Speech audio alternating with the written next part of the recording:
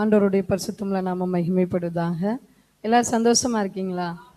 உண்மையாகவே கர்த்தர் பெரியவர், பெரிய காரியங்களை செய்கிறவர். விசுவாசிக்கிறீங்களா? நம்மளால ஒண்ணுமே முடியாது. நமக்காக யாவையும் செய்கிற கர்த்தர் நம்மோடு கூட இருந்தாருன்னா எந்த இடத்துக்கு போனாலும் நம்மளை அவர் பயன்படுத்த வல்லமையுள்ளவராக இருக்கிறார். பீகார்ல இவ்வளவு ஊழியங்கள் நடக்குதுன்னு சொன்னா அது எங்களால ஒண்ணுமே இல்லை. கர்த்தர் செய்கிற அற்புதங்கள், அவர் எங்கள் மீது பாராட்டின கிருபை, அவர் எங்கள் மேல வச்ச அன்புன்னு தான் சொல்ல முடியும். அதை தவிர ஒன்றும் சொல்ல முடியாது. அதற்காக தேவனுக்கு நாங்கள் நன்றி செலுத்துகிறோம். ஆம்ஸ்ட்ராங் தம்பியும் இருக்கிறாங்க அங்க. இப்ப நாங்க ஒரு பண்ணி மேய்க்கிற மக்கள் மத்தியில ஒரு ஹாஸ்பிட்டல் ஒன்று கட்டி இருக்கோம், சின்ன ஒரு ஹாஸ்பிட்டல்.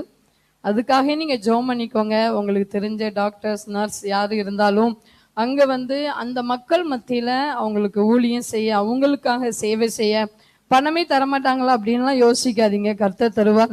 ஆண்டவர் எங்களுக்கு கொடுத்தா நாங்களும் தருவோம். ஆமே. நிறைய பேர் யோசிக்கிறேன், எப்பா பீகார் போனா எப்படி அப்ப பணம்லாம் தருவாங்களா அப்படின்னு கூட யோசிப்பாங்க. ஆனா நம்ம கர்த்தரை நம்பி போகும்போது நம்ம அடுத்தவங்களுக்கு கொடுக்க ஆண்டவர் உதவி செய்வார். செய்வாரா செய்ய மாட்டாரா? இங்க இருந்து நாங்க போகும்போது 1 ரூபாய் உதவி செய்யறதுக்கு ஆள் கிடையாது. எங்களுடைய பெற்றோர் எல்லாம் ஹிந்து, எல்லாரும் தடை பண்ணாங்க. தெரிஞ்ச ஊழியர்கள் தடை, தெரிந்த நபர்கள் எல்லாரும் தடை தான். ஆனா ஏசப்பா தான் சொன்னாரு பீகார் போங்கன்னு. எதுவுமே எடுத்துட்டு போயிட 2 பாத்திரம் எடுத்துட்டு போனோம். பைபிள் காலேஜ்ல யூஸ் பண்ண அந்த 5 ட்ரெஸ் மட்டும் தான் எடுத்துட்டு போனோம். இப்ப அநேகருக்கு உதவி செய்யும்படியாய் கர்த்தர் எங்களை ஆசீர்வதித்திருக்கிறார். ஆமென், ஹல்லேலூயா. அதனால ஆண்டவருக்காக இறங்கி நம்ம செயல்படும் போது கர்த்தர் நம்மளை கொண்டு பெரிய காரியங்களை செய்வார்.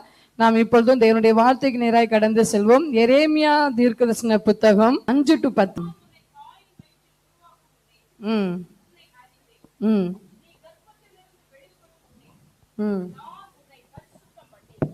உன்னை ஜாதிகளுக்கு தீர்க்கதரிசியாக கட்டளையிட்டேன் என்று சொன்னார். அப்பொழுது நான், கர்த்தராகிய ஆண்டவரே, இதோ நான் பேச அறியேன், சிறு பிள்ளையாய் இருக்கிறேன் என்றேன். ஆனாலும் கர்த்தர், நான் சிறு பிள்ளை என்று நீ சொல்லாதே, நான் உன்னை அனுப்புகிற எல்லாரிடத்திலும் நீ போய் நான் உனக்கு கட்டளை இடுகிறவைகளை எல்லாம் நீ பேசுவாயாக. நீ அவர்களுக்கு பயப்பட வேண்டாம், உன்னை காக்கும்படிக்கு நான் உன்னுடனே இருக்கிறேன் என்று கர்த்தர் சொல்லி, கர்த்தர் தமது கரத்தை நீட்டி என் வாயை தொட்டு, இதோ என் வார்த்தைகளை உன் வாயிலே வைக்கிறேன், பார், பிடுங்கவும் இடிக்கவும் அழிக்கவும் கவிழ்க்கவும் கட்டவும் நாட்டவும் உன்னை நான் இன்றைய தினம் ஜாதிகளின் மேலும் ராஜ்யங்களின் மேலும் ஏற்படுத்தினேன் என்று கர்த்தர் என்னுடனே சொன்னார். ஆமென். கர்த்தர் நம்மை தெரிந்து கொண்டதின் நோக்கம் என்ன? இதுதான் இந்த நாள்ல செய்தியின் தலைப்பு. கர்த்தர் நம்மை தெரிந்து கொண்டதின் நோக்கம். நீங்களாம் என்ன நினைக்கிறீங்க? நம்ம கர்த்தர்கிட்ட வந்தா நமக்கு நல்ல ஒரு வேலை கிடைக்கும், நல்ல ஒரு திருமண வாழ்க்கை கிடைக்கும், இல்ல நல்ல ஒரு வீடு கிடைக்கும், நல்ல ஒரு ஆரோக்கியமான வாழ்க்கை கிடைக்கும், சந்தோஷம் கிடைக்கும், மகிழ்ச்சி கிடைக்கும். இதுக்காக மட்டும்தான் கர்த்தர் நம்மை தெரிந்திருக்கிறாரா, இல்ல வேற எதுவும் திட்டம் வச்சிருக்கிறாரா? சொல்லுங்க. ஹல்லேலூயா, ஹல்லேலூயா. ஆண்டவர் அவருடைய சித்தத்தை, அவருடைய திட்டத்தை நாம் அறிந்து அவருக்காக செயல்படும் போது இதை எல்லாவற்றுமே அவர் தர வல்லமையுள்ளவராயிருக்கிறார். ஆமென், ஹல்லேலூயா. மத்தேயுல சொல்லியிருக்கு, முதலாவது தேவனுடைய ராஜ்யத்தையும் அவருடைய நீதியையும் தேடுங்கள், அப்பொழுது இவைகள் எல்லாம் உங்களுக்கு கூட கொடுக்கப்படும். கூடனா என்ன? மிச்சமா கொடுக்கப்படும். ஆமென், ஹல்லேலூயா. நம்ம விரும்பினது விரும்பாது எல்லாமே நமக்கு என்னென்ன தேவையோ எல்லாவற்றையும் தருவதற்கு தேவன் வல்லமையுள்ளவரா இருக்கிறார். அந்த தேவன் நம்ம எதற்காக தெரிந்து கொண்டார் என்று சொன்னால், எரேமியா புத்தகத்துல 10வது வசனத்துல நம்ம வாசிக்கிறோம், பார், பிடுங்கவும் இடிக்கவும் அழிக்கவும் கவிழ்க்கவும் கட்டவும் நாட்டவும் உன்னை நான் இன்றைய தினம் ஜாதிகளின் மேலும் ராஜ்யங்களின் மேலும் ஏற்படுத்தினேன் என்று கர்த்தர் என்னுடனே சொன்னார். ஆமென், ஹல்லேலூயா.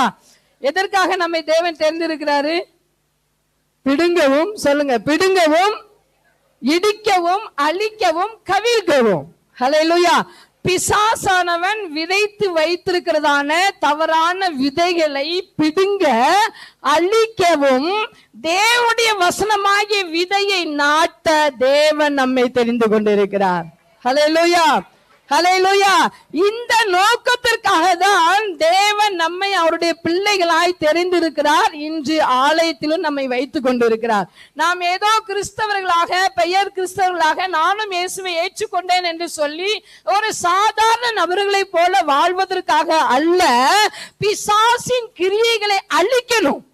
தேவனுடைய கிரியை நம்ம மூலமா அந்த உலகத்துல நடக்கணும். ஹல்லேலூயா. எத்தனை பேரால சொல்றீங்க முடியும்னு? எத்தனை பேர் சொல்றீங்க என்னால முடியும், தேவன் எனக்கு அப்படிப்பட்ட வல்லமையை கொடு? வல்லமை தந்திருக்கிறாரே, தரலையா? ஹல்லேலூயா.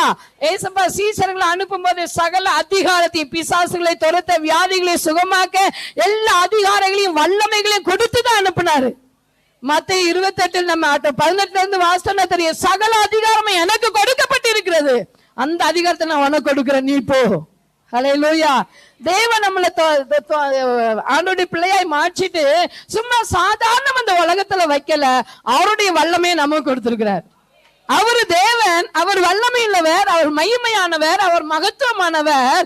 அப்படிப்பட்ட கர்த்தர் அவருடைய வல்லமையை நமக்கு கொடுத்து அவரு பிசாசை துரத்தினாரு, இப்ப நம்மளை கொண்டு துரத்த வைக்கிறார்.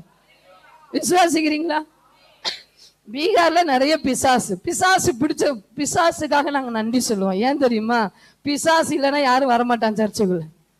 ஹல்லேலூயா. பிசாசு பிடிச்சு ஆடுவாங்களா, அப்ப ஆண்டு நம்மளை தேடி வருவாங்க. அப்ப ஜெபம் பண்ணா ஆண்டவர் சுகம் கொடுப்பா. ஏன் ஆண்டவர் சுகம் கொடுக்கலாம்ல, நம்மளை கொண்டுதான் அவர் சுகம் கொடுக்கணும்னு விரும்புறாரு பாருங்களேன். அப்ப அவர் எவ்வளவு நம்மளை மேன்மைப்படுத்த நினைக்கிறாரு பாருங்க. நம்ம படிச்சவங்களே கிடையாது, ஒண்ணுமே தெரியாது. நம்ம குடும்ப பேக்ரவுண்ட் எங்களெல்லாம் யோசித்தோம்னா இப்ப நாங்களாம் ரொம்ப ஜீரோ. ஹல்லேலூயா. பலவீனம், சரீரத்துல பாத்தீங்கன்னா அவ்வளோ பலவீனங்கள். ஆனா எதுவுமே தேவனுடைய சமூகத்துல பெருசு கிடையாது. கர்த்தர் கூட இருந்தா பிசாசு நம்மளை பார்த்து நடுங்கும். ஹல்லேலூயா. பிசாசு நம்மளை பார்த்து நடுங்கும். ஒரு நாள் நாங்க 2 பேரும் ஜெபம் பண்ணி ஃபாஸ்டிங் போட்டு ஜெபம் பண்ணிக்கிட்டோம் 3 நாள் தொடர்ந்து. அப்ப எப்போதுமே நாங்க ஜெப நாள்னு குறிக்கப்பட்டதுக்கு அப்புறமா நாங்க சொல்வோம், ஆண்டவரே இந்த 3 நாள எந்த விசுவாசியும் எங்க கிட்ட வரக்கூடாது, ஜெபம் பண்ண யாரும் எங்களுக்கு டிஸ்டர்பன்ஸா இருக்கக்கூடாது அப்படின்னு சொல்லிட்டு நாங்க ஆண்டவர்கிட்ட ஃபர்ஸ்டே சொல்லிட்டு ஜெபம் பண்ணோம். 2 நாள் முடிஞ்சிருச்சு.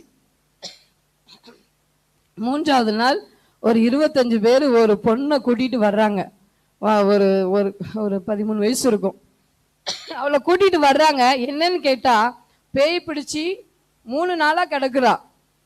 நம்ம ஊழியக்காரங்களாம் போயிருக்காங்க, ஜெபம் பண்ணியிருக்காங்க, போகல. அப்போ ஊழியக்காரங்களாம் எங்கிட்ட சொன்னாங்க, சரி நீங்க ஜெபம் பண்ணுங்க, நாங்களும் ஜெபம் பண்ணிக்கிறோம்னு சொல்லிட்டோம். ஏன்னா எங்களுக்கு என்ன பயனா, இங்க கூட்டிட்டு வந்துடக்கூடாதுன்னு. இப்படி 2 நாளும் ஆண்டோடைய கிருபையினால அவங்க வரல. 3ஆவது நாள் எங்ககிட்ட கேட்கவே இல்லை, அவங்க வந்துட்டாங்க. நாங்க என்னடா இவங்க வந்துட்டாங்களேன்னு ஆண்டவர்கிட்ட சொன்னோம். என்ன ஆண்டவரே, எங்களுடைய ஜெப நேரம் தடையாயிருமே, நீங்க தான் உதவி செய்யணும் ஏசப்பா அப்படின்னு சொல்லிட்டு நாங்க கீழே போய் என்ன செஞ்சோன்னா, அங்கெல்லாம் சோகம்லன்னா, ஒருத்தருக்கு சோகம்லன்னா 25 பேர் 30 பேர் ஆட்டோல மொத்தமா வருவாங்க. நாங்க என்ன சொன்னோம், நீங்க எல்லாம் கீழே இருங்க, அவளை மட்டும் மேல வர சொல்லுங்க அப்படின்னு சொல்லிட்டு அவளை மட்டும் கூட்டிட்டீங்கன்னா போயிருங்க, கீழே போயிருங்க, அவ மட்டும் எங்க கூட இருப்பா அப்படின்னு சொல்லிட்டோம். அப்ப நாங்க தமிழ்ல தான் ஆண்டவரை பாடி ஆராதனை பண்ணிக்கிட்டு இருக்கோம். ஆனா ஆண்டவர்கிட்ட சொன்ன, ஆண்டவரே நாங்க இவளுக்காக இன்னைக்கு ஜெபிக்க மாட்டோம், நாங்க தமிழ்ல பாடி ஆராதனை செய்வோம், அப்பமே பேய் இவளை விட்டு போகணும். இதான் ஆண்டவர்கிட்ட ஃபர்ஸ்ட் சொல்லிட்டு நாங்க உட்கார்ந்துட்டோம். தமிழ்ல நாங்க பாட்டு பாடி ஆராதிக்கிறோம். ஃபர்ஸ்ட் அவ ஒரு பாட்டு முடியறதுக்குள்ள எங்க காலை பிடிச்சு கெஞ்சினா, என்னை விட்டுருங்க, நான் போக மாட்டேன், நான் போக மாட்டேன், நீங்க ஏன் என்னை விரட்டுறீங்க அப்படின்னு சொல்றா. அவள் ஹிந்தி தெரியாது, போஜ்புரி தான் தெரியும், ஆனா ஹிந்தியில பேசுறா. சரிட்டு நாங்களும் திரும்பியும் ஜெபம் பண்ணிக்கிட்டே இருக்கோம், பாட்டு பாடிக்கிட்டே இருக்கோம். அவ அழகா உட்கார்ந்து அவளும் கைத்தட்ட ஆரம்பிச்சிட்டா. ஹல்லேலூயா. வேற ஒண்ணுமே செய்யல, விசேஷமான ஜெபம் பண்ணல, ஆர்ப்பாட்டமான ஜெபம் எதுவுமே பண்ணல. ஹல்லேலூயா. நம்முடைய தேவன் எப்படிப்பட்ட வல்லமையை கொடுத்திருக்காரு பாத்தீங்களா? நம்ம ஜெபம் பண்ணா பிசாசு ஓடும், நம்ம ஜெபம் பண்ணா வியாதிகள் சுகமாகும், நம்ம ஜெபம் பண்ணா பிசாசு நடுங்கும், நம்ம ஜெபம் பண்ணா எப்படிப்பட்ட மந்திரவாதினாலும் தேவன் ரட்சிப்பார். ஹல்லேலூயா. இப்படிப்பட்ட ஒரு விசுவாசம் நமக்குள்ள இருக்கணும். ஏன்னா ஆண்டவர் சொல்லிட்டாரு, பிடுங்கவும் இடிக்கவும் அழிக்கவும் கவிழ்க்கவும் நான் உன்னை ஜாதிகள் மேலும் ராஜ்யங்கள் மேலும், ஒரு இடத்துல இல்ல, நீ எங்க போனாலும் எல்லா ராஜ்யங்கள் மேலும் எல்லா ஜாதிகள் மேலும் நான் உன்னை இதுக்காக தெரிந்து கொண்டேன் என்கிறார். ஆமென். ஹல்லேலூயா. ஹல்லேலூயா. இத பிடுங்கிட்டு என்ன செய்யணுமா? தேவ வசனமாகிய விதையை கட்டவும் நாட்டவும். எத்தனை பேர் விரும்புறீங்க? எத்தனை பேர் விரும்புறீங்க? நான் பிசாசுடைய விதையை பிடுங்கி போட்டுட்டு தேவனுடைய வசனமாகிய விதையை விதைக்க நான் விரும்புறேன். விரும்புறேன். ஹல்லேலூயா. ஆனா எரேமியாவுக்கு ஃபர்ஸ்ட் புரியல, என்ன ஆண்டவரே இப்படிப்பட்ட காரியத்தை நான் செஞ்சிருவேனா? நம்மகிட்டயே நம்மளும் அப்படித்தானே கேட்போம், எப்படி ஆண்டவரே நான் போய் செய்ய முடியும்? நான் பொம்பளை பிள்ளையா இருக்கிறேன், நான் படிக்காதவனா இருக்கிறேன், என்னுடைய பேக்ரவுண்ட் ரொம்ப சின்னது, எனக்கு உதவி செய்ய யாருமே இல்லை, எங்க குடும்பமே ரொம்ப ஏழ்மையான குடும்பம், நான் வேலை செஞ்சுதான் என் குடும்பமே நடக்குது அப்படின்னு நம்மளும் 1000 கதைகளை சொல்லுவோம். அதே போல எரேமியாவும் சொல்றாரு. ஃபர்ஸ்ட் என்ன சொல்றாரு? நான் சிறு பிள்ளையா இருக்கிறேன். எல்லாரும் எடுத்து வச்சுக்கோங்க, அப்படின்னாதான் உங்களுக்கு. கர்த்தராகிய ஆண்டவரே, இதோ நான் பேச அறியேன், சிறு பிள்ளையா இருக்கிறேன் என்று. ஆமென். ஹல்லேலூயா. கர்த்தராகிய ஆண்டவரே, இதோ நான் பேச அறியேன், சிறு பிள்ளையா இருக்கிறேன். எப்ப ஆண்டவர் சின்ன குழந்தைங்களா எரேமியாவை அழைக்கிறாரா, இல்ல வாலிப வயசுல எப்ப அழைக்கிறாரு? பெரிய ஆளான பிறகுதான் ஆண்டவர் அழைக்கிறாரு. ஆனா எரேமியா சொல்றாரு, எனக்கு பேச தெரியாது, நான் சிறு பிள்ளையா இருக்கேன், என்னைய விட்டுருங்க, என்னால முடியாது. ஹல்லேலூயா. என்ன சொல்றாரு? நான் சின்ன பிள்ளையா இருக்கேன்ப்பா, எனக்கு பேசவும் சரியா தெரியாது, அதனால என்னைய ஆளை விட்டுருங்க, யாரையாவது அனுப்புங்கிற மாதிரி பேசுறாரு. ஆனா ஆண்டவர் விட்டாரா? ஆண்டவர் விட்டாரா? விட மாட்டாரு. ஹல்லேலூயா. அப்புறம் ஆண்டவர் சொல்றாரு 7வது வசனத்துல, ஆனாலும் கர்த்தர் நான் சிறு பிள்ளை என்று நீ சொல்லாதே. என்ன சொல்றாரு? நான் சிறு பிள்ளை என்று நீ சொல்லாதே, ஏன்னா நான் உன் கூட இருக்க போறேன். என்னுடைய வல்லமை தான் அங்க செயல்பட போகுது. நான் என்ன சொல்றேனோ அதைத்தான் நீ செய்ய போற. நீ உன்னுடைய பலத்தினால எதையும் செய்ய போறதில்லை, அதனால என்ன பேசுறது தெரியாது, நான் சிறு பிள்ளை எல்லாம் நீ சொல்லாத, நான் அனுப்புகிற எல்லாரிடத்திலும் போய். அதை வாசித்துருவோமா? ஆனாலும் கர்த்தர் நான் சிறு பிள்ளை என்று நீ சொல்லாதே, நான் உன்னை அனுப்புகிற எல்லாரிடத்திலும் நீ போய், நான் உனக்கு கட்டளையிடுவதைகள் எல்லாம் நீ பேசுவாயாக. ஹல்லேலூயா. என்ன பேசணுமா? சும்மா நமக்கு தெரிஞ்ச ஞானத்தை வச்சு நம்ம படிச்சிருக்கோம், அதனால என்ன வேணாலும் சொல்லலாம் அப்படின்னு சொல்லி ஆண்டவர் பேசல, நம்மளை அழைக்கல. அவர் என்ன சொல்றாரோ அதை பேசணும். அப்படின்னா அந்த இடத்துல கிரியை நடக்கும். நடக்குமா நடக்காதா? அவர் என்ன பேச சொல்றாரோ அதை நம்ம பேசிட்டேன்னு சொன்னா எப்படிப்பட்ட ஆளையும் தேவனால மாற்ற முடியும். ஆமென். ஹல்லேலூயா. 2010 நாங்க விபிஎஸ் எடுத்தோம். விபிஎஸ் எடுத்துட்டு நாங்க 6 நாள் மொத்தம் வச்சிருந்தோம். அப்ப அதுல 4 நாள் முடிஞ்சிருச்சு. 5வது நாள் விபிஎஸ் ப்ரோக்ராம்க்கு நாங்க போகணும். அப்ப நானும் அக்காவும் சைக்கிள்ல தான் போறோம். சைக்கிள்ல போகும்போது 4-5 பசங்க குடிச்சிட்டு, வாலிய பசங்க ரோட்ல நிக்கிறாங்க. நின்றுட்டு சொல்றாங்க, நீங்க இங்க போக கூடாது, நீங்க வேற குடும்பத்தை சேர்ந்தவங்க, நாங்க வேற குடும்பத்தை சேர்ந்தவங்க, நீங்க மதத்தை மாத்துறீங்க, இது உள்ள வரக்கூடாது அப்படின்னு சொல்லி பயங்கரமான பிரச்சனை பண்ணாங்க. அப்ப நாங்க எப்போதுனா ஒருத்தர் பேசும்போது ஒருத்தர் ஜெபம் பண்ணிக்கிட்டே இருப்போம், ஆவியானவர் நீங்க தான் உதவி செய்யணும், நாங்க என்ன பேசணும் எங்களுக்கு சொல்லுங்க அப்படின்னு சொல்லி. அப்ப அக்கா பேசிக்கிட்டாங்க, அப்ப நான் ஜெபம் பண்ணிக்கிட்டே இருந்தேன். அப்ப பரிசுத்த ஆவியானவர் சொன்னா, நீ பேசுறது எனக்கு புரியலன்னு சொல்லுன்னு சொன்னார். அப்ப நான் சொன்னேன், அண்ணன் நீங்க பேசுறது ஒண்ணு எனக்கு புரியல அப்படின்னு சொன்னேன். அவருக்கு சந்தேகம் ஆயிடு, என்ன நான் பேசுறது புரியலையா அப்படின்னாரு. ஆமா அண்ணா, நீங்க பேசுறது என்னன்னே புரியல அப்படின்னு. உன்னை எங்க 2 பேரையும் பார்த்தா, சரி சரி போ, நீ இப்ப என்னத்தை மாத்த போற, போ அப்படின்னு சொன்னார். ஹல்லேலூயா. அப்படி 5வது நாள் விபிஎஸ் முடிஞ்சிச்சு. இப்ப 6வது நாள் விபிஎஸ். இப்ப என்ன பண்ணிருக்காங்க, அங்க நைட் எல்லாரும் கிராமத்துல பேசியிருக்காங்க, அவங்க 2 பேர் வந்தா இனி கிராமத்துல விடக்கூடாதுன்னா ஸ்கூல்ல வச்சுதான் நடத்தணும். அதுக்கு ஒரு அங்குள்ஜி தான் சாவி கொடுத்திருந்தாரு, அவரோட இடம். அதனால அவர்கிட்ட போய் பேசியிருக்காங்க, நீ சாவி கொடுக்க போய் தான் அவங்க இங்க வர்றாங்க, பிள்ளைங்க எல்லாம் மாத்துறாங்க, பெரியவங்க எல்லாம் மாத்துறாங்க, அதனால இனிமே நீ சாவி கொடுக்காத, அவங்க இங்க வரைய மாட்டாங்கன்னு சொல்லி முடிவு எடுத்திருக்காங்க பேசி. எங்களுக்கு இது தெரியாது. நாங்க 6வது நாள் விபிஎஸ்க்கு போறோம், நிறைய ஸ்நாக்ஸ் கிஃப்ட் எல்லாம் எடுத்துட்டு நாங்க 2 பேரும் போறோம். சைக்கிள்ல போனோன்னா பார்த்தா ஸ்கூலுக்கு போறோம், பிள்ளைங்க எல்லாம் ஸ்கூலுக்கு வெளியில நிக்கிறாங்க. என்னடா எல்லாரும் வெளியில நிக்கீங்க என்ன அப்படின்னு கேட்டா, இல்லக்கா நேத்து கிராமத்துல எல்லாரும் மீட்டிங் போட்டாங்க, இவங்களுக்கு சாவி கொடுக்க கூடாது, கொடுத்தாதானே மாத்துறாங்க, அதனால கொடுக்க கூடாதுன்னு சொல்லியிருக்காங்கக்கா, அதனால நாங்க போய் கேட்டோம், இந்த தாத்தா தரமாட்டேங்கிறாரு அப்படின்னு சொன்னாங்க. அப்படியான்னு சொல்லிட்டு எங்களுக்கு ரொம்ப கஷ்டம். ஏன்னா 250 பிள்ளைங்களுக்கு மேல பிள்ளைங்க, டீச்சர் யாரு, நாங்க 2 பேரும் தான். ஹல்லேலூயா. ஏன்னா அந்த நாட்கள் யாருமே எங்களுக்கு கிடையாது, விசுவாசிகளும் கிடையாது, அந்த மாதிரி சூழ்நிலை தான். அப்போ எங்களுக்கு ரொம்ப கஷ்டமா இருந்தது. ஏசப்பா இப்ப இதெல்லாம் எடுத்து நாங்க திரும்பி போக முடியாது. இந்த பிள்ளைங்க நல்லா டான்ஸ் எல்லாம் சொல்லி கொடுத்து வசனம் சொல்லணும், அதுக்கெல்லாம் கிஃப்ட்னு சொல்லியிருக்கோம். அவங்களும் வீட்டுக்கு போனா துக்கப்படுவாங்களே, ஆண்டவரே நீங்க உதவி செய்யுங்கன்னு சொல்லிட்டு நாங்க ஜெபம் பண்ணிக்கிட்டே இருந்தோம். அப்ப ஆவியானவர் என்ன சொன்னார் தெரியுமா? நாங்க 20 ரூபாய்க்கு கோகோனட் பிஸ்கட் வாங்கிட்டு போவோம். எப்போதுமே அதுதான் ஃபர்ஸ்ட் கொடுப்போம். அது ரொம்ப சீப் அண்ட் பெஸ்ட்ல நிறைய பேருக்கு கொடுத்துடலாம். அப்ப ஆவியானவர் சொன்னாரு, அந்த பிஸ்கட்ல ஒன்ன எடுத்து அந்த யாரு கையில சாவி இருக்கோ அவங்க கையில போய் கொடு அப்படின்னு சொன்னார். எப்படி இருக்கும்? அவருக்கு இருக்கு 5 ஏக்கர் இடம். அவர் வீடை பாத்தீங்கன்னா மாளிகை. அவரு ஸ்கூல் கிட்ட ஃப்ரீயா இடம் கொடுத்திருக்கிறாரு. இப்ப ஆவியானவர் சொல்றாரு, அவரு கையில போய் இந்த பிஸ்கட்டை கொடுங்கிறாரு. நான் சொன்னேன், இது நான் போய் கொடுக்க முடியாது ஏசப்பா, நாங்களாம் இதை செய்ய முடியாது. அவங்க ஏற்கனவே இந்த கிராமத்துல பெரிய பிரச்சனை பண்ணிட்டு இருக்காங்க. அவங்க அவ்வளவு வசதியானவங்க, எப்படி ஏசப்பா இதை கேட்பாங்க, எப்படி அதை வாங்குவாங்க அப்படின்னு நாங்க போராடி ஜெபிக்கிறோம். ஆவியானவர் என்ன சொன்னார் தெரியுமா? நான் சொல்றதை செய் அப்படின்னாரு. சரின்னு சொல்லிட்டு எங்களுடைய ஹேண்ட்பேக்லயே அந்த பிஸ்கட், ஏன்னா வெளியில கொண்டு போகும் பயம், ஹேண்ட்பேக்ல பிஸ்கட்டை வச்சுட்டு அவங்க வீட்டுக்கு போனோம். ஜெபம் பண்ணிட்டே போறோம், ஆண்டவரே நீங்க உதவி செய்யுங்க உதவி செய்யுங்க. ஏன்னா சில நேரம் நமக்கு ஒரு சந்தேகம் வந்துடும், இது ஆண்டவர் தான் பேசுறாரா இல்ல நம்ம ஆவியில சும்மா நம்மளே யோசிக்கிறோமான்னு. அப்படி நாங்களும் சந்தேகப்பட்டு, ஆனாலும் ஆவியான சொன்னா நான் சொல்றதை செய்யுன்னு சொன்னதுனால நாங்களும் சரி ஆண்டவர் சொல்றாருன்னு சொல்லிட்டு நாங்க எடுத்துட்டு போயிட்டோம். அங்க போயிட்டு பேக்கை திறந்து பிஸ்கட்டை எடுத்து இப்படி கொடுத்தோம். அங்கிள் இதை வச்சுக்கோங்கன்னு. அவ்வளவுதான். அவரு சொன்னாரு, ஏய் தம்பி சாவி எடுத்து கொடுப்பாக்காம இருக்கையில. ஹல்லேலூயா ஹல்லேலூயா. நம்மளால முடியாது. அவர் பேச சொல்றதை நம்ம பேசும்போது எப்படிப்பட்ட மனிதராக இருந்தாலும் யாரா இருந்தாலும் தேவன் அவர்களை மாற்ற முடியும். விசுவாசிக்கிறீங்களா? எத்தனை பேர் விசுவாசிக்கிறீங்க? ஆமென் ஹல்லேலூயா. ஏன்னா நம்முடைய தேவனால கூடாத காரியங்கள் ஒன்றும் இல்லை. ஒருவராய் பெரிய அதிசயங்களை செய்கிற கர்த்தர் நம்முடைய தகப்பன். அவர் நம்முடைய பிதா. அவர் நமக்காக யாவையும் செய்கிறவர். அந்த நாட்கள் அப்படி சொன்னாரு. எரேமியாட்டையும் அதை தான் சொல்றாரு, நீ சின்ன பிள்ளைலாம் சொல்லாத, உனக்கு பேச தெரியாதுன்னு சொல்லாத, நான் உன்னை அனுப்புகிற எல்லார் இடத்திலும் போய் நான் சொல்றதை செய், அதற்காக தான் நான் உன்னை அனுப்புகிறேன். ஹல்லேலூயா.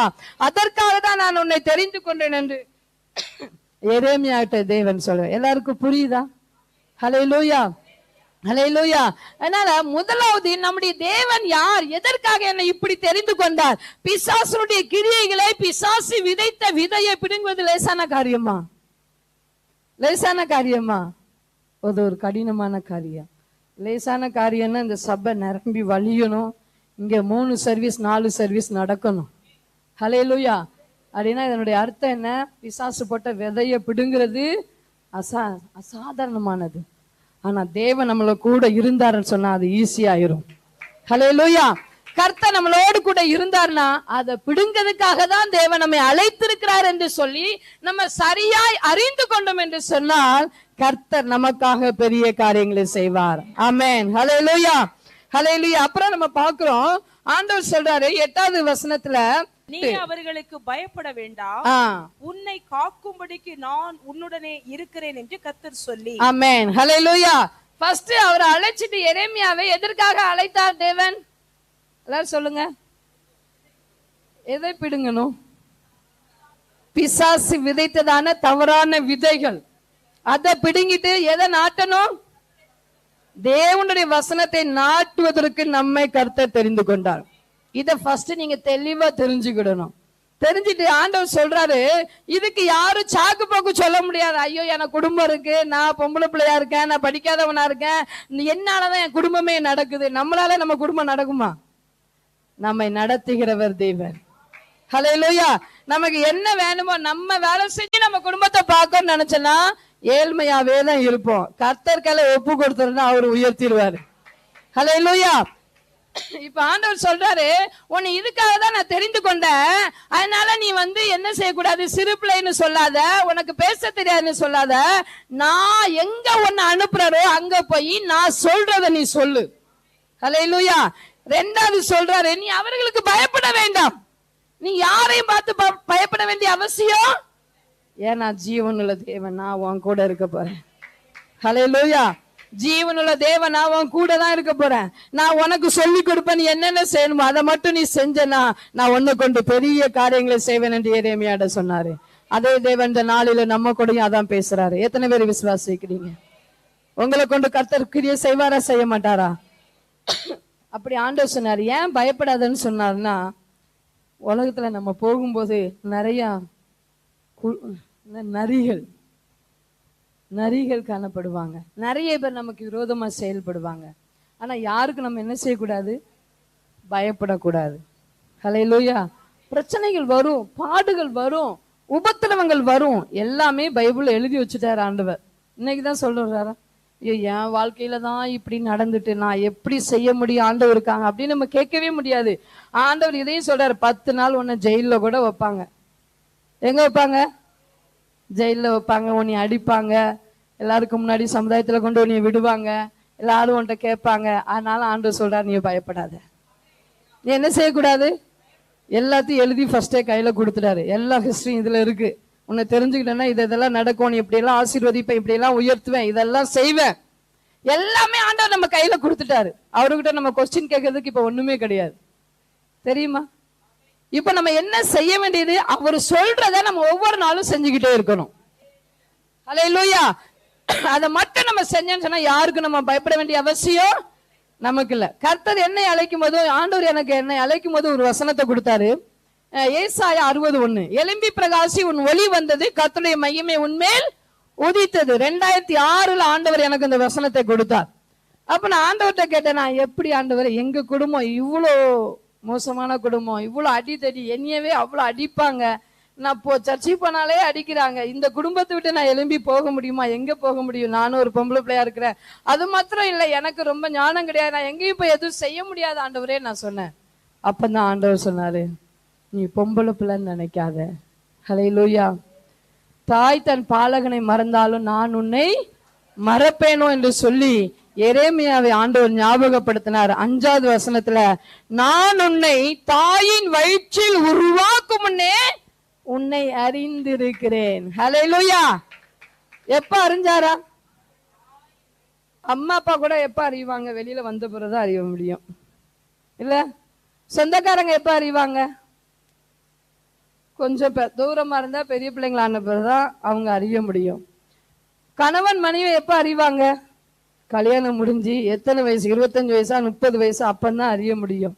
ஆனா அவங்க கூட எல்லாம் நமக்கு நல்ல ஒரு ஃபெலோஷிப், நல்ல ஒரு உறவு, நல்ல பாசம், அவங்களுக்காக வாழ்க்கையை தியாகம் பண்ணி அவங்களுக்காக ஜீவனையே கொடுக்கிற அளவுக்கு இருப்போம்.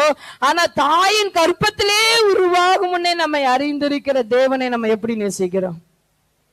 ஹல்லேலூயா. தாயின் கற்பத்துல நம்ம உருவாகிறதுக்கு முன்பதாகவே தேவன் நம்மை அறிந்திருக்கிறார். அப்புறம் என்ன பண்ணிருக்கிறாரு?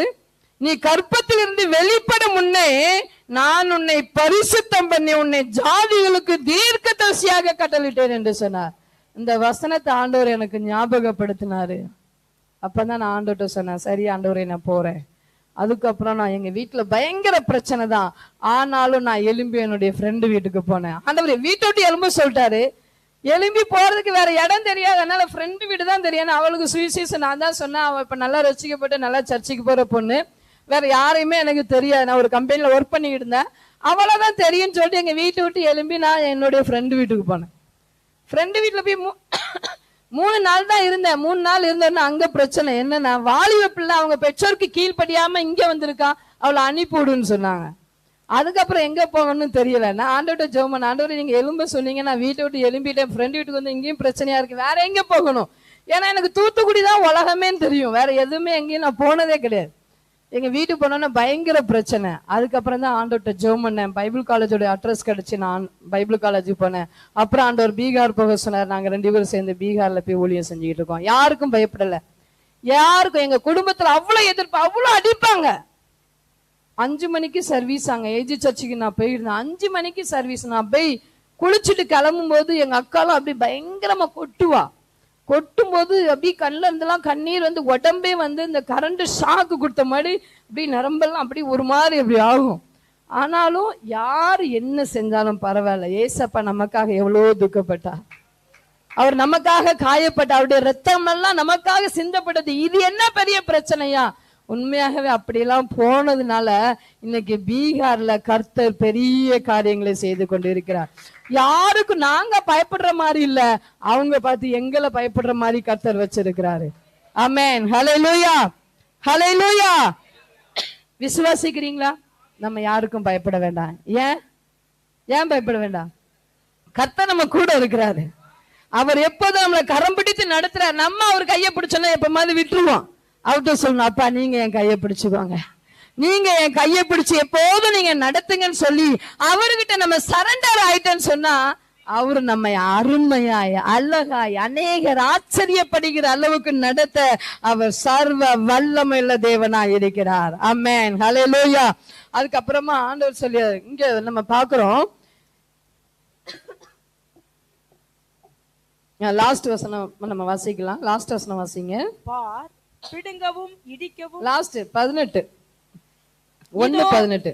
இதோ தேசம் அனைத்துக்கும், யூதாவின் ராஜாக்களுக்கும் அதன் பிரபுக்களுக்கும் அதன் ஆசாரியர்களுக்கும் தேசத்தின் ஜனங்களுக்கும் எதிராக நான் உன்னை இன்றைய தினம் அரணிப்பான பட்டணமும் இருப்பு தூணும் வெண்கல அலங்கமும் ஆக்கினேன். 19. அவர்கள் உனக்கு விரோதமாக யுத்தம் பண்ணுவார்கள், ஆனாலும் உன்னை மேற்கொள்ள மாட்டார்கள். உன்னை ரட்சிக்கும்படிக்கு நான் உன்னுடனே இருக்கிறேன் என்று கர்த்தர் சொல்லுகிறார். ஆமென், ஹல்லேலூயா. நம்முடைய தேவனுடைய அன்பை பாத்தீங்களா? அவர்கள் உனக்கு விரோதமா யுத்தம் பண்ணுவார்கள், ஆனாலும் சொல்லுங்க, எல்லாரும் சொல்லுங்க, ஆனாலும் யாரும் உன்னை மேற்கொள்ள மாட்டாங்க. விசுவாசம் இருக்கா? சொல்லுங்க. உங்களுடைய வாழ்க்கையில எப்படியோ பிரச்சனைகள் வந்துகிட்டே இருக்கும். அநேகர் உங்களுக்கு விரோதமா செயல்படுவாங்க. நீங்க சொல்லுங்க, எனக்கு விரோதமா செயல்படுவாங்க, ஆனா அவங்க செயல் இழந்து போவார்கள். அறிக்கையிடுங்க, வாய்நாள் அறிக்கையிடுங்க, எனக்கு விரோதமா அவர்கள் செயல்படுவார்கள், ஆனாலும் அவர்கள் செயல் இழந்து போவார்கள். என்னை மேற்கொள்ள என் தேவன் விட மாட்டா. ஹல்லேலூயா.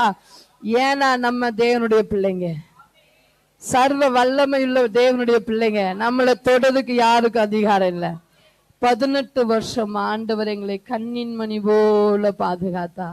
எத்தனையோ இடங்களுக்கு நாங்க தனியா போவோம், அநேக பிரச்சனைகள் வந்திருக்கு. ஆனா தேவன் கண்மணி போல அவர் சொன்னார்னா செய்வார். அதை விசுவாசிக்கணும். அவர் சொல்லிட்டாருன்னா கண்டிப்பா செய்வார். நம்ம மனுஷங்க ஒண்ணு சொல்லுவாங்க, செய்யறது வேறையா இருக்கும். ஆனா கர்த்தர் சொன்னபடி செய்வார். நாங்க பீகாருக்கு போகும்போது ஆண்டவர் சொன்னாரு, நீ போகும் இடமெல்லாம் உன் தேவனாகிய கர்த்தர் நான் உன்னுடனே கூட இருப்பேன். யோசா 1:9 மூலமா சொன்னாரு. அதை விசுவாசிச்சோம். கர்த்தர் நம்ம கூட இருக்கிறார். ஹல்லேலூயா. கர்த்தர் நம்ம கூட இருக்கிறார் என்று சொல்லி நாங்க போனோம். இதுவரைக்கும் கூட தான் இருக்கிறாரு. ஹல்லேலூயா. இதுவரைக்கும் கர்த்தர் எங்களோடு கூட இருந்து எந்த மனுஷங்க கையிலையும் ஒப்பு கொடுக்கல, பிசாசின் கையிலும் ஒப்பு கொடுக்கற, யாரு கையிலையும் ஒப்பு கொடுக்கல. விரோதங்கள் நிறைய வந்திருக்கு, பயங்கரமான பிரச்சனைகள். ஒரு பிரதர் சொன்னாரு, அவங்க ஒரு 4-5 பேர் எங்க வீட்டு பக்கத்துல தான் இருக்காங்க.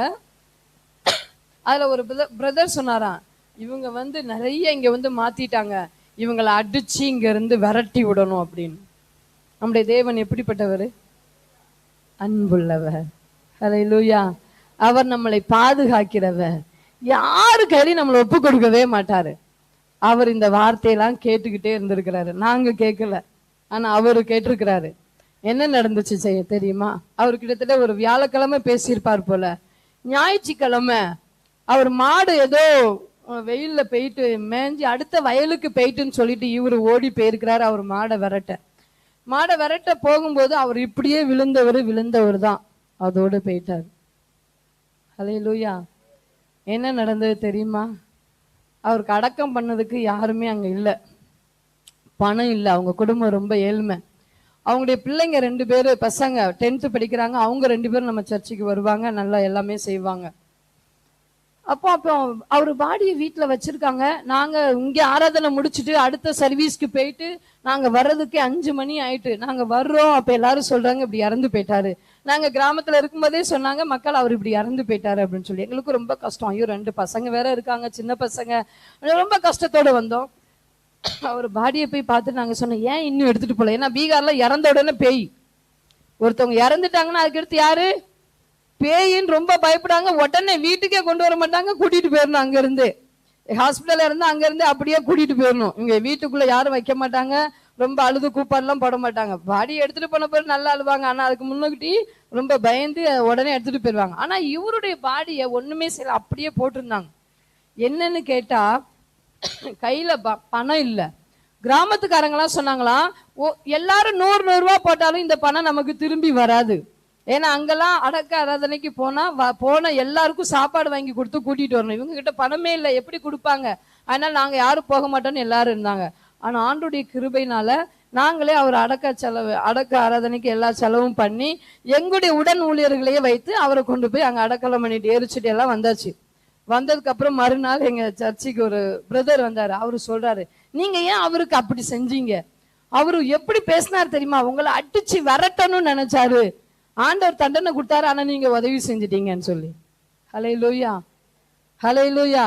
கர்த்தர் நமக்கு விரோதமா எழும்புகிற நபர்களை அவர் பார்த்து கொள்வார். நம்மளை மேற்கொள்ள அவர் ஒரு நாளும் விட மாட்டார்.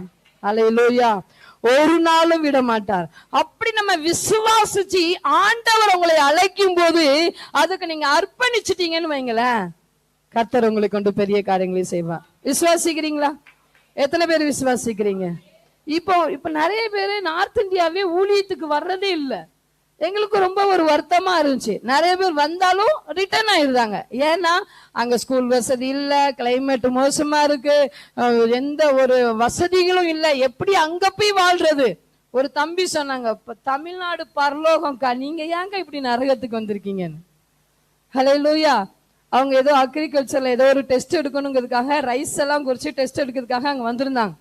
அவங்க வந்து பார்த்துட்டு, அக்கா தமிழ்நாடு ஒரு பரலோகம், நீங்க என்ன இந்த பீகார் வந்து நரகம் மாதிரி இருக்கு, அந்த இடத்துல போய் தான் உங்களை ஆண்டவர் வாழ சொன்னாரா? ஆமா தம்பி, அது எங்களுக்கு பரலோகம். ஹல்லேலூயா. ஏன்னா தேவனுடைய வார்த்தைக்கு கீழ் படிச்சுட்டோம்னா அது நமக்கு பரலோகமா தேவன் மாற்றி விடுவார். மாற்றுவாரா, மாற்ற மாட்டாரா? எத்தனை பேர் விசுவாசிக்கிறீங்க? அதனால எந்த ஒரு சாக்கு போக்கும் சொல்லாம கர்த்தர் உங்களை அழைத்தால் நீங்க அர்ப்பணிச்சிடணும். இன்னைக்கு அழைக்கிறாரா, அழைக்கலையா? நிறைய பேர் சொல்லுவாங்க, ஆண்டவர் நீ அழைச்சாரா, நான் இப்ப இன்னும் கன்ஃபார்ம் ஆகல. என்ன சொல்லுவாங்க? என்ன சொல்லுவாங்க?